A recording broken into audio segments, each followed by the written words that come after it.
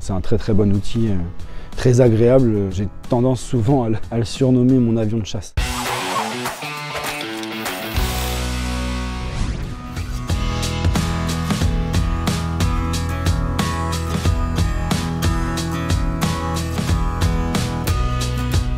On est sur une exploitation céréalière située dans la Vienne. On est sur 2200 hectares. Donc moi je suis chauffeur de l'Amazone qui est derrière moi.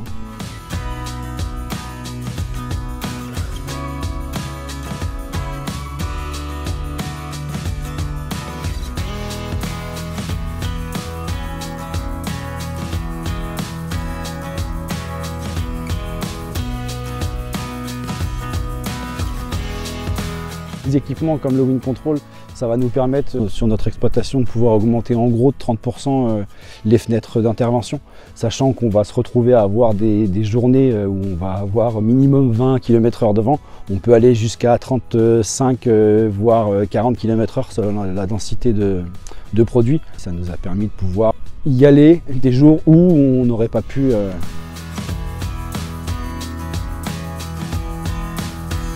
Avec la vitesse de travail, ça nous permet de faire des surfaces quand même assez conséquentes sur des petites journées de travail. Je me dis bien des petites journées, donc c'est-à-dire qu'on est sur 250-300 hectares facilement, selon les îlots, avec le temps de trajet, le temps de rechargement. C'est un confort d'utilisation, une simplicité d'utilisation aussi. Tout est sur le terminal du tracteur, donc on a tout à portée de main.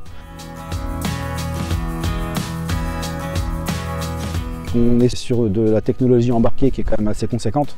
Donc automatiquement, une panne de capteur, ça peut nous entraîner à devoir repasser en mode manuel et du coup à réduire du coup, ces fenêtres qui s'ouvrent à nous. Mais c'est relativement rare sur ce type de machine, c'est quand même d'une bonne fiabilité.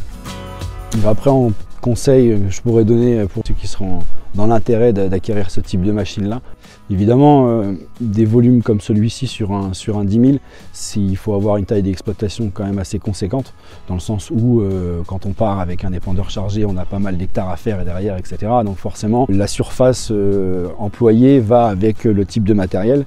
Après, de la même manière, ne pas sous-estimer l'importance du tracteur devant. Sur celui-ci, il est en full hydraulique, donc on n'a pas d'entraînement via la cardan pour démultiplier la puissance hydraulique. Après, il ne faut pas oublier qu'on peut emmener jusqu'à 10 tonnes d'engrais dedans.